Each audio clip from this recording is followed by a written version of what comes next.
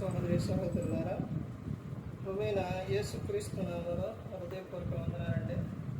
ముందుగా ఇంత మంచి సమయాన్ని ఇచ్చిన తండ్రైన దేవునికి ప్రభువైన క్రీస్తు ద్వారా కృతజ్ఞతాస్తుతులు చెల్లిస్తున్నాను. అందరూ బాగున్నారండి. వాక్యం చదువుకొని ప్రార్థన చేసుకున్న తర్వాత పాటలోనికి వెళదామండి. మత్తయి గారు రాసిన సువార్త 14వ అధ్యాయం 28వ వచనం. పేతురు, ప్రభువా, నీవు అయితే నేల మీద నడిచి నీ యొద్దకు వచ్చుటకు నాకు సెలవిమ్మని ఆయనతో అని. ఆయన రమ్మనగానే పేతురు దోణి దిగి యేసు వద్దకు వెళ్ళుటకు నేల మీద నడిచెను. కానీ గాలిని చూచి భయపడి మునిగిపోసాగి, ప్రభువా, నన్ను రక్షించుమని కేకలు వేశాను. వెంటనే యేసు చెయ్యి చాపి అతన్ని పట్టుకొని, అల్పవిశ్వాసి, ఎందుకు సందేహపడితివని అతనితో చెప్పారు. వారు దోణి ఎక్కినప్పుడు గాలి అడిగారు. అంతలో దోణిలో ఉన్న వారు వచ్చి, నీవు నిజముగా దేవుని కుమారుడు అని చెప్పి ఆయనకు మొక్కారు. ప్రార్థన చేశారు. పరలోకమందున్న మా తండ్రి, పరిశుద్ధ ప్రేమ గల తండ్రి, గొప్ప తండ్రి, యెహోవా తండ్రి, అయా మీ ప్రియ కుమారుడు యేసుక్రీస్తు ప్రభువారి ద్వారా కృతజ్ఞతాస్తుతులు చెల్లిస్తున్నాము. ఆయన కూడికంతట్లో మీరు నడిపించండి, వాక్యం బోధించుండగా ఈ లోక సంబంధమైన జ్ఞానంతో కాకుండా మీ జ్ఞానంతో మాట్లాడే భాగ్యం దయచేస్తారని మా ప్రభువైన యేసుక్రీస్తు నామములో వేడుకుంటున్నాము తండ్రి. ఆమేన్. ప్రభువైన యేసుక్రీస్తు నామములో హృదయపూర్వక వందనాలండి. దేవుని కుమారుడు యేసుక్రీస్తు ప్రభువు ఈ లోకానికి వచ్చిన తర్వాత పరలోక రాజ్యం సమీపిస్తుంది కనుక మారు మనసు పొందమని ప్రకటింప మొదలుపెట్టారు. అంశం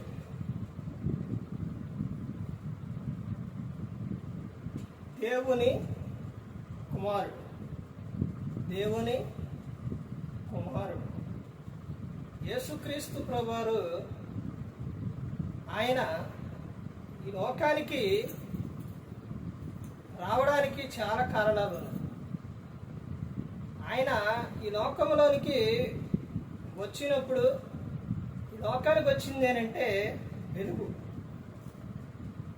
అందరూ కూడా, ప్రతి ఒక్కరూ కూడా ఆయనకే మొక్కాలి. ఎవరికి మొక్కాలి? యేసుక్రీస్తు ప్రభువారికి. మత్తయి సువార్త 2వ అధ్యాయంలో ఉంటుంది. అక్కడ మరి జ్ఞానులు బంగారము, సామ్రాన్ని, బోళం తీసుకొచ్చి యేసుక్రీస్తు ప్రభువారి ఎదుట సాగిలపడి ఆయనకు ఏం చేశారు? మొక్కిరి, పూజించారు. పూజకు అర్హుడు ఎవరనంటే యేసుక్రీస్తు ప్రభువారు. లోకంలోని ఎవరికి మొక్కాలి, ఎవరిని పూజించాలి అని అంటే యేసుక్రీస్తు ప్రభువారిని. ఆయన ఎవరనంటే దేవుని కుమారుడు. యోహాను గారు రాసిన పత్రిక, మొదటి పత్రికలో వెళ్తే ఎక్కువగా ఆయన గురించి కనబడుతుంది. దేవుని కుమారుడు, దేవుని కుమారుడిని పట్ల విశ్వాసం ఉంచు వారు, మరి వారిలోని ఎవరు కనబడతారు, ఎవరి ఆత్మ ఉంటుంది అని అంటే దేవుని ఆత్మ ఉంటుంది. వారు ఎవరి యందు ఉంటారు అని అంటే దేవుని యందు ఉంటారు అని అక్కడ కనబడుతుంది. ఇక్కడ చూడండి, ఏం చెప్తున్నారు? అంతటిలో దోణిలోనున్న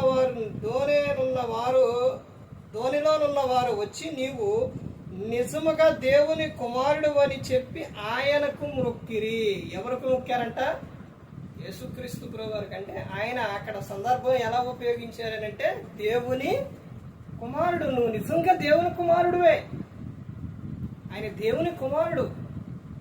తండ్రి అయిన దేవుని గురించి చెబుతూ ఉంటే చాలా మంది వాళ్ళు, అక్కడ ఉన్న వాళ్ళు, శాస్త్రులు కానీ, పరిచయులు కానీ, వీళ్ళందరూ కూడా వాళ్ళు ఏంటి, నువ్వు దేవుని కుమారుడుగా అని అన్నారు. ఆయన తండ్రి గురించి చెప్తుంటే నమ్మలేదు. కానీ ఆయన నిజముగా ఎవరనంటే దేవుని కుమారుడే. ఆయన ఈ లోకానికి వచ్చింది మనందరినీ కూడా రక్షించడానికి. ఆయనతో పాటు మరి మనందరినీ కూడా ఉండాలనే ఆయన కోరుకున్నారు. మరి అందుకనే ఈ లోకానికి వచ్చి మనందరి కోసం సిలువలో ఆయన తన ప్రాణాన్ని పెట్టి ఉన్నారు. మరి ఈ విధంగా నిలబెట్టి మాట్లాడించిన తండ్రి దేవునికి కృతజ్ఞతాస్తుతులు చెల్లిస్తూ, ఇంతవరకు శ్రద్ధగా ఉన్న మీకు ప్రభు పేట నా హృదయపూర్వక వందనాలు చెల్లిస్తూ ఈ మాటలు ముగిస్తున్న అందరికీ వందనాలు.